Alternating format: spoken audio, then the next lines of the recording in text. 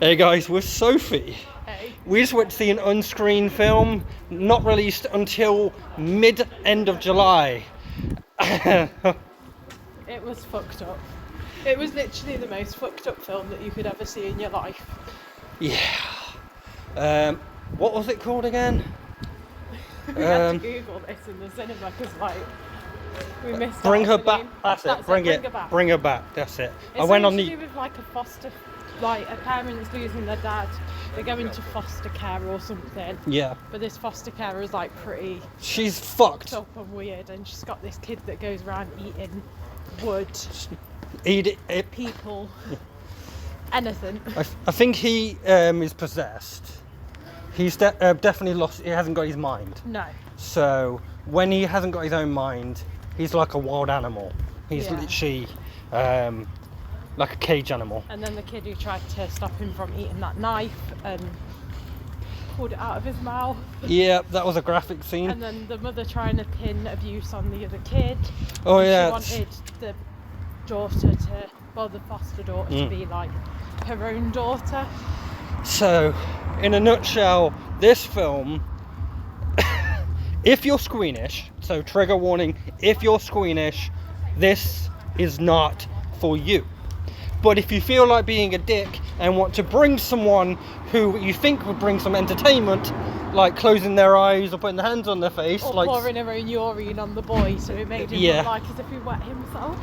this film is a squeamish taste kind of film.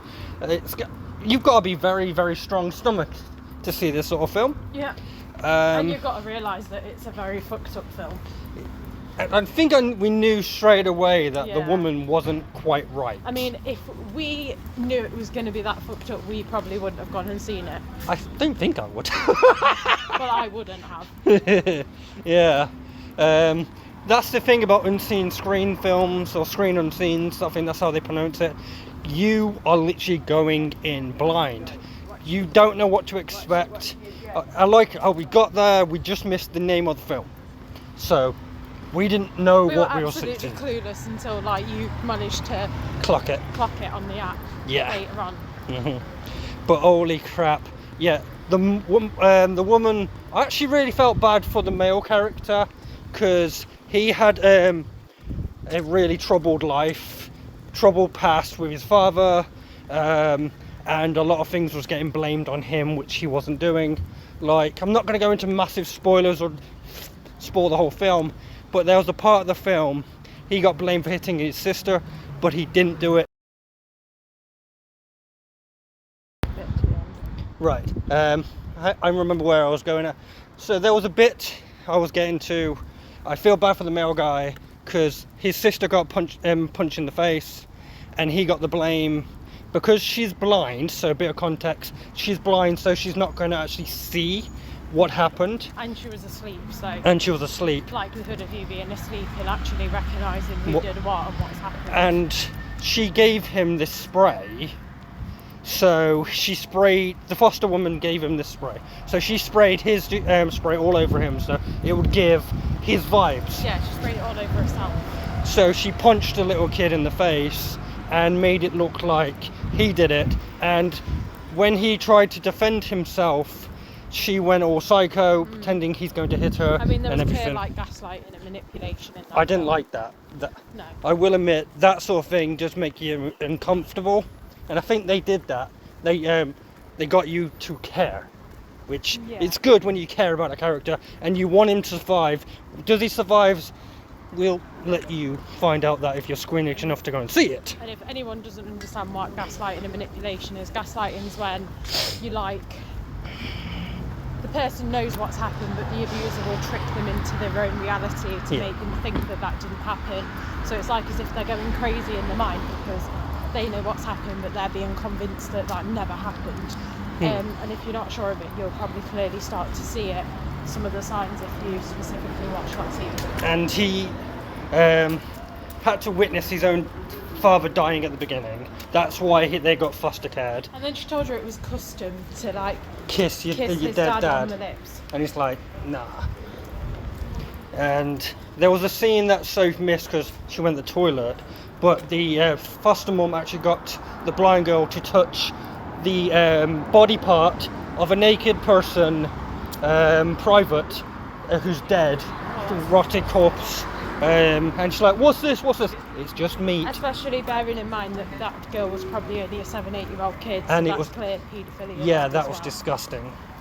It was a very, very different kind of movie.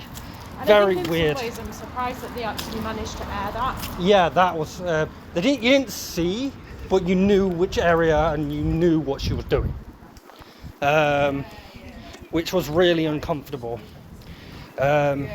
So I definitely think this sort of film is not going to be for everybody. Now, if you do want to go and see it, and when it gets released, let us know what you think to it. If you feel squeamish, if you feel uncomfortable, if you feel on edge, definitely let us know. Yeah, this was one of the most fucked up. Yeah, this was one of the most fucked up films I've ever seen. And it definitely got you invested because you really cared about the two victims. Yeah. And you But really, it was so fucked up.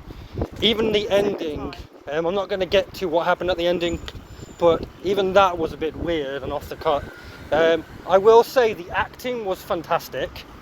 So the woman who portrayed a fucking psycho, she did that very well. I don't know any of the actors in this film. Trouble is, I do think it's gonna, because of It's how gonna- messed up the film is, It's going to mess some people up. it probably will. And I think essentially as well, that if you're a victim of domestic abuse, if you've survived domestic abuse, childhood abuse, I would say it's definitely a trigger warning film. Yes. So I definitely probably wouldn't recommend it, especially if you know that you're still getting If you're still massively in that. triggered by things or memories and stuff like that, and especially some of the things that she did.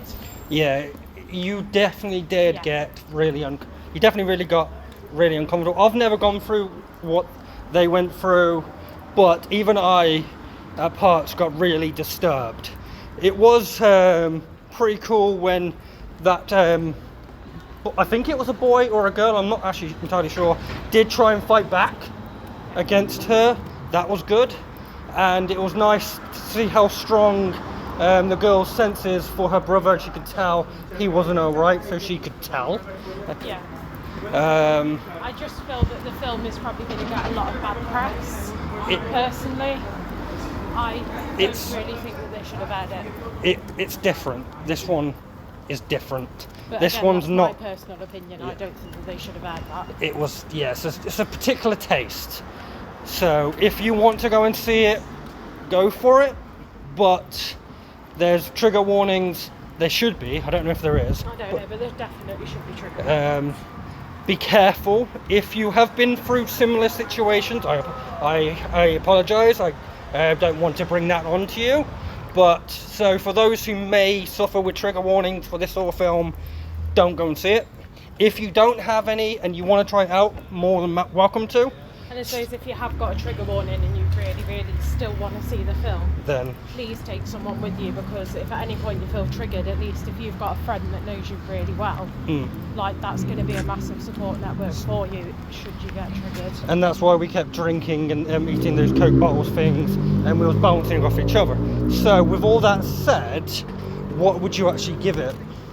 I wouldn't actually score it that great. I mean, It was messed up. the acting was really good. Yes, So for like, yes. maybe for the acting, I'd probably give it a So- 6 or a 7. Yeah. But for the film itself, I'm going to say a 3. So those who may not have couched that, if you'll give the acting a 7 or an 8, but the film in general, how messed up, a 3 or a 4 around that. Yeah, Um, probably even lower than that. But from yeah, the still acting, great acting, and they displayed really good mental state for the film. Shut up. He's not saying shut to the film, he's saying Yeah. shut up to whoever's honking the horn. Like constantly. Yeah, that film is an interesting rating. Acting, spectacular. Oh, bit of speeding here. Yeah, acting, spectacular. Film in general, very queenish. So I probably will give it maybe a 5, no higher than that. But it's a pure taste, it's a particular taste. You're going to get feels of different kind of things. But if you want to go and see it, I think they said it's released July 26th in cinemas properly. So Bring Her Back in cinemas publicly July 26th. But for those who may get squeamish, maybe take this one as an M&L. But yes, on to the next. Hope the other ones are better. That's Sophie. I'm Matthew. 4 letters, 1 word. Yeet. Take care.